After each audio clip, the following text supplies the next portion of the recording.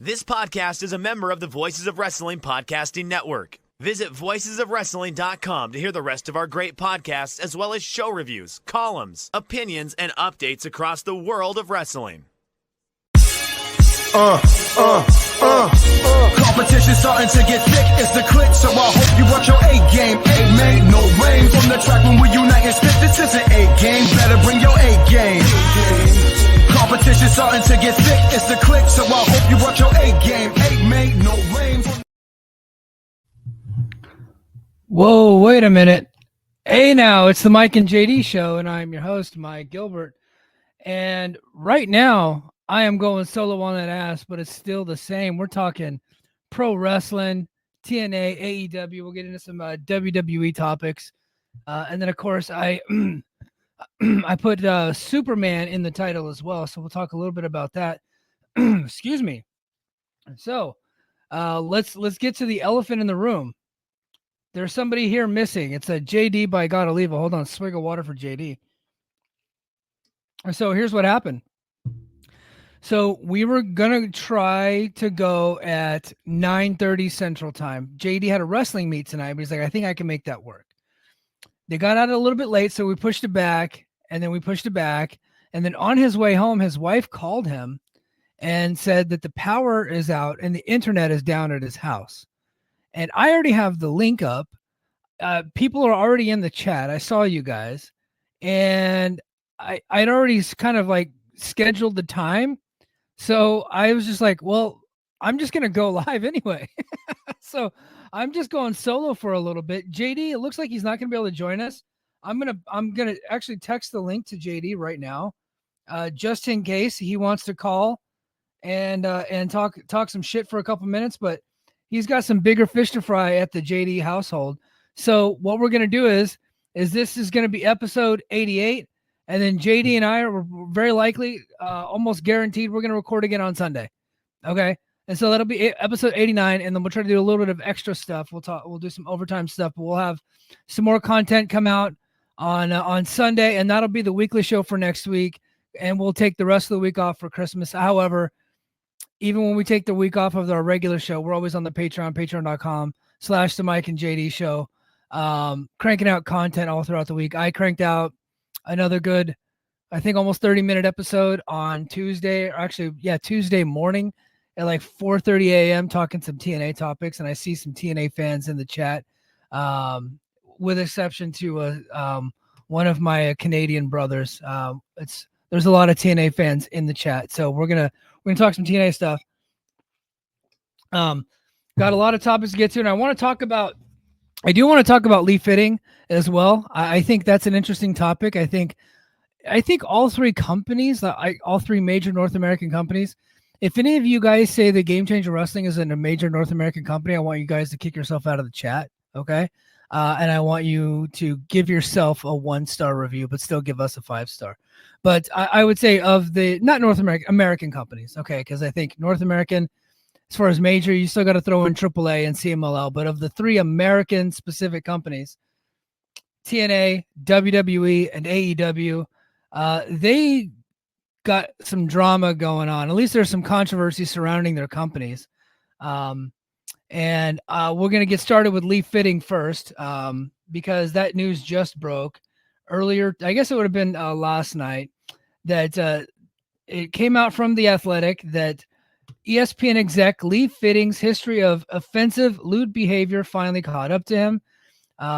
Through several different sources, The Athletic reported that Wednesday that Fitting's dismissal occurred after an HR complaint about inappropriate behavior in 2023. Shortly after the complaint was made, an investigation took place, which included ESPN officials questioning multiple employees, including some prominent female staffers. A memo sent by Norby Williamson, another top ESPN exec, on August 21st, 2023, said Fitting was no longer with the company and ESPN would be finalizing a new production structure for the shows he oversaw, including College Game Day and Monday Night Football. Okay, so there's a bunch of pop-up ads on this website, the New York Post. It was the first one that came out. Okay, he was escorted out of the building by security just 1 week before the 2023 college football and NFL season. So Fitting joined the WWE as head of media. So he replaced Kevin Dunn, essentially. And he's actually done like a remarkable job replacing Kevin Dunn. Just 5 months after he was ousted at ESPN, Athletic spoke to more than 20 women, including 6 who participated in the investigation, who described a workplace culture under Fitting that had offensive and sexual language, including lewd jokes about women and their appearance. I'm not going to go into too much detail, but it looks like Lee Fitting is very fitting for the WWE and their culture. Now, he obviously has denied some of the stuff happened. There were some things he was accused of that he said, yeah, I did do that. But for the most part, he's denying everything. So I think that, I don't know that WWE knew what was going on here when they hired him. I would assume that they did. I would have like, these are not stupid people. So I think they knew what was going on, and they were willing to accept the risk of bringing him into the company, even with all the stuff that Vince McMahon had been accused of, and we'll still say accused, right?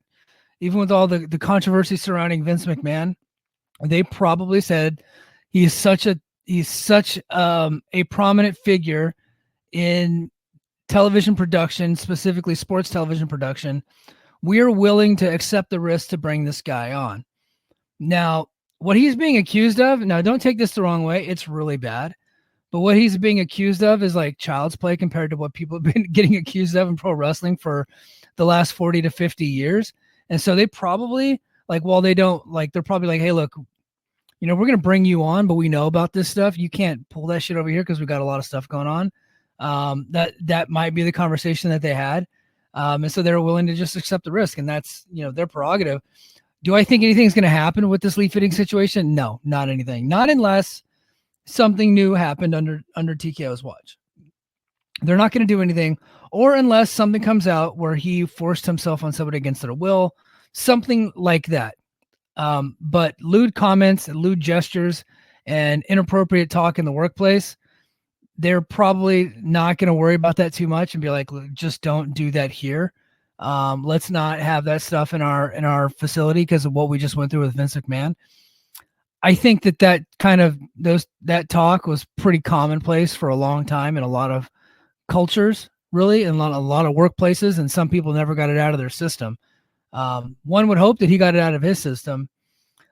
We could hope that he could get fired and then that's the end of him, but I think he's too important to WWE. I think they're just going to ignore this whole thing.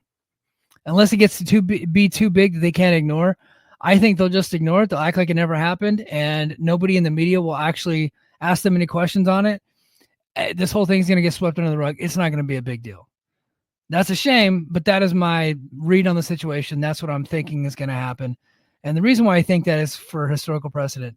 Vince McMahon aside, had it not gotten so egregious with Vince, like there was a line, right, where there's like inappropriate behavior, and now there's like fucking social terrorism, which is kind of what, like, there's like a lot of wild stuff that he's being accused of.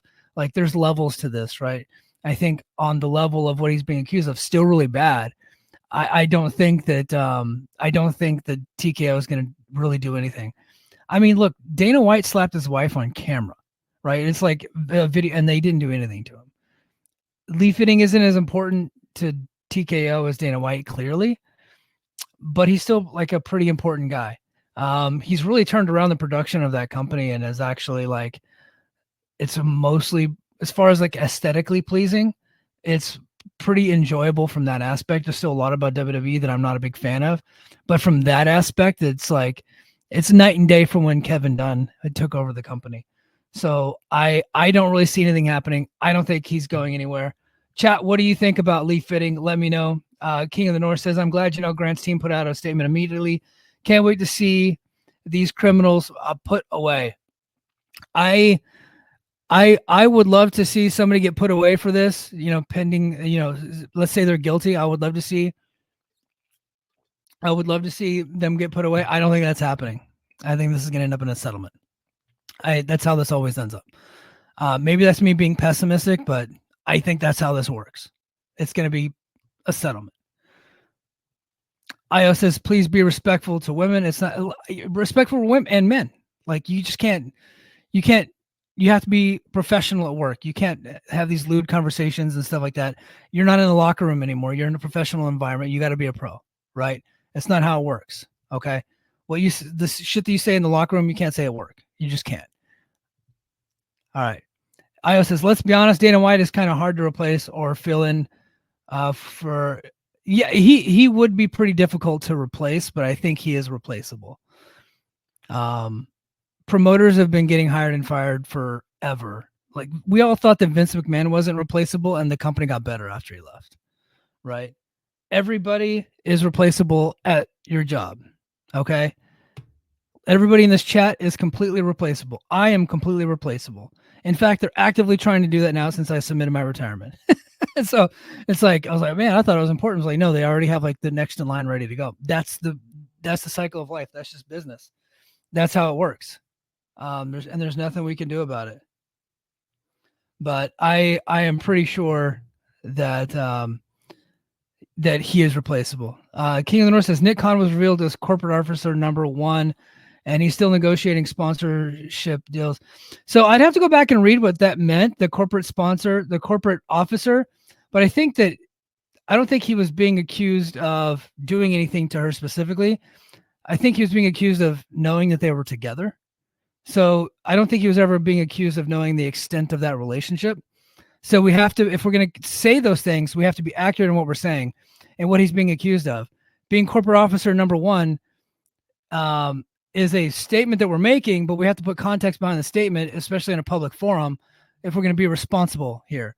What was he actually being accused of under the title corporate officer number 1? From my recollection, and you guys can correct me if I'm wrong, he was being accused of having knowledge of their relationship, but he was never at any point having knowledge of the extent of the relationship. So I just want to get that out of the way. I'm not saying this guy's a saint. I'm not saying this guy didn't know something. I'm saying as of right now, he hasn't been accused of that legal from like a legal perspective. Okay. So, but if he is accused and is found that he did know the extent of that relationship, more so than there was just a relationship, that he knew that this person allegedly was being trafficked, if he knew that, he's got to go down. That's all there is to it. As of right now, he hasn't been accused of that. So we'll see. We'll see how it all plays out. Again, I appreciate everybody's passion. I hope a lot of these suckers go down. I want to see hardened criminals do lots of time in jail. I happen to think, though, because I live in modern society, these people just end up paying a fee. Like that's how this stuff works. That's what ends up going down. It's an unfortunate situation, but that's just the reality of the world that we live in. And that is it. Let's see. Josiah says, other Canadian. I got 2 Canadians in the chat. Canada, stand up. Are you guys going to get annexed, by the way? I saw that old Mr. Trump calling Trudeau, who looks like he might be getting ousted. What's going on with, I don't know Canadian politics, but something's going on, but they were calling him Governor Trudeau. I just want to say that if you guys get annexed, you guys are welcome to come across the line, not only in TNA side, but into the U.S. side, and come visit the Gilbert household. Josiah says he walked up to Grant and said, "I know who you are," with disdain.